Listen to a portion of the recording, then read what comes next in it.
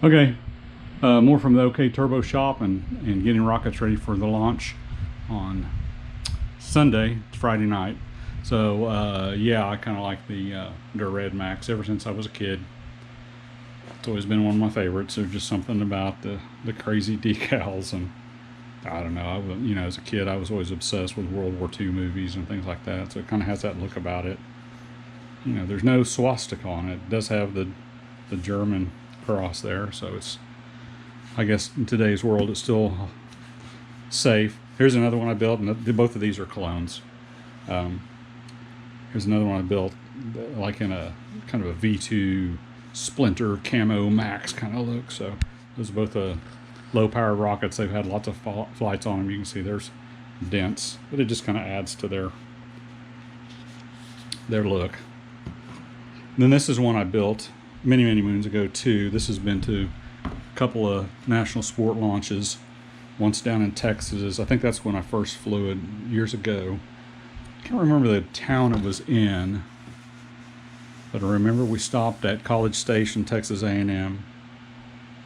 But this one's kind of unique in that I built it like with a modular motor mount. So it's BT-80 size, it's an upscale, and it was another one of these, Gordon Agnello. He's kind of like the guy that's done several of these custom nose cones for me. So got the hand-turned Sandman nose cone.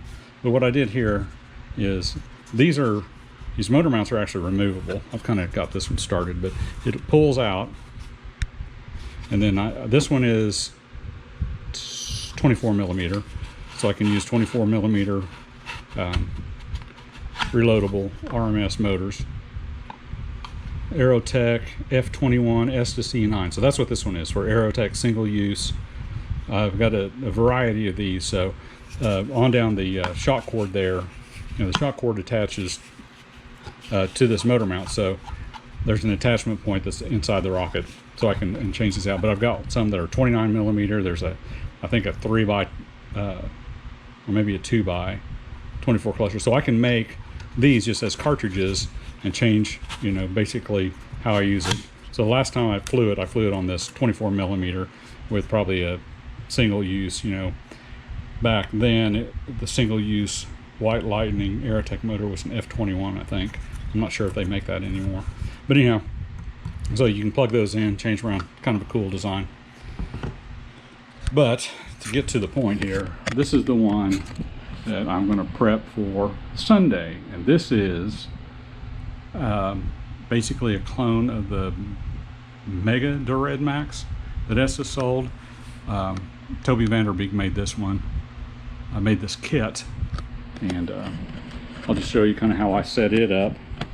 It actually has a 38 millimeter motor mount, so yeah, there we go. So we're talking high power on this guy. I have bounced this around in the truck to several launches, but it has not flown yet. So it's got some hanger rash, but it's just one of those rockets that sits there, and then you get caught up in the moment. Other things going on. You're trying to do this, trying to do that, and it just hasn't flown yet. I just haven't flown it yet. So I've prepped a Loki H144 38 millimeter rocket motor for this guy, and I'm going to try and fly it. So let me lay it out here, and I'll show you kind of what I've done. This one does have electronics in the nose cone, and it's kind of neat. So let me lay it down, and I'll show you what's going on here. Okay, the OK Turbo Mega DerRedMax clone. So let me show you a little bit of the details here. You can see there's a port right here. The nose cone's a little bit off. Okay, there's a port right here. That's actually the sensing port for the altimeter to get its barometric pressure.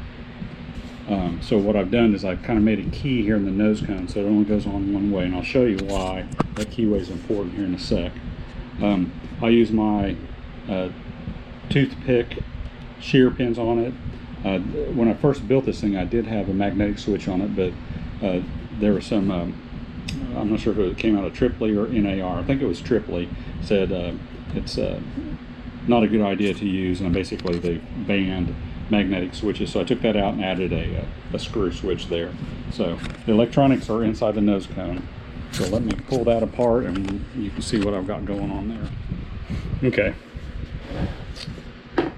So pull this out. You notice it's keyed, so it only goes in one orientation. Notice this is the hole that senses the pressure for the altimeter. If you look inside here, there's the electronics bay and the nose cone. Now Toby put all this together, so when I bought this thing, that was one of the options. But there's this tunnel, and what it does is I'm trying to keep this static port where it reads the static pressure for the altimeter to read away from, you know, this flow over the nose cone, just in case it's messing up the reading for the altimeter. Now, you know, it's not so important if you're just having an apogee event, but I want to make it as accurate as possible. So what that does, it allows that sensing port to be a little bit further down, you know, on the body, where hopefully the flow is giving it a better pressure reading, static pressure reading. So, you know, with such a short rocket, it's kind of hard to find a spot, but I figured that would give it a better chance of getting an accurate pressure reading and a more accurate altitude reading as the rocket flies up. Now, when the rocket gets to apogee and it slows down, it's not so much of a big deal. But so anyhow, so pull this out. I'm going to take this out. Okay, you didn't need to see me detaching all this, so there's that. So I loosen up those screws. I'm going to pull this out of the nose cone. I've got a connector there. This connector goes to the screw switch. So that's what that is. So here's my electronics bay. Let's see if I can keep from losing all these screws. So it's an RRC2, simple altimeter, but if I want to go to something more complicated, I always can. There's plenty of room on this board. You can see there's some extra stuff here because when I had to convert it from the magnetic switch. I mean, that's what's kind of ironic about this rocket was I had it all set up with a magnetic switch. Then before it even flew, I had to convert it to the screw switch. But so there it is. So really, I mean, this is like the charge cap or container there. So I'll put my black powder in there for ejection. Terminal strip to hook up the electronic match, so the E-match will go there. I'll put the charge in there, but this is just going to be basically what's called the drogue charge. So this will be the apogee event. Will be here. The rocket flies up, gets to apogee, fires that off, which normally on basically a standard setup, dual deployment, would be your drogue chute. But what I'm doing here is I'm having the drogue's apogee event pop the nose cone off. The chute will come out, but it's going to be wrapped up in a Jolly Logic chute release. So when the chute comes out, this will all be wrapped up inside. I'm actually going to wrap it up inside of the blanket and in this burrito. And then it'll basically be falling to, I'd probably set it to 700-800 feet. I'm not sure what the choices are there. I think it's every 100 feet on the chute release. Probably go about 700 feet to give it enough of a chance to fully open the chute before it gets too close to the ground. On most of my dual deployments, I'm usually picking about 500 feet for the main. There's been some times when the chute's been a little slow and fully deploying, and it gets a little exciting there as it comes down. But anyhow, I just want to show you that. So that's the setup there. So when I get to the field, I already checked the battery. The battery voltage is good. It's like 9.6 volts. It's a fresh battery, so I won't have to mess with that. But I will need to get the E-match, the ejection charge, tape, add whatever extra space there, put some dog barf, tape over that, so get that all ready to go. And should be good. So that is the Mega DerRedMax OK Turbo style.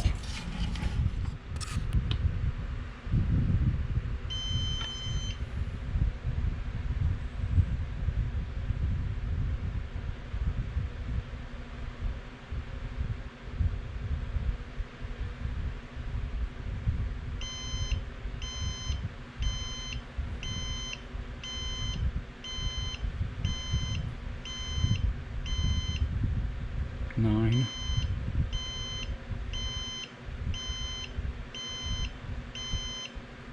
.6 volts. Okay, that's good.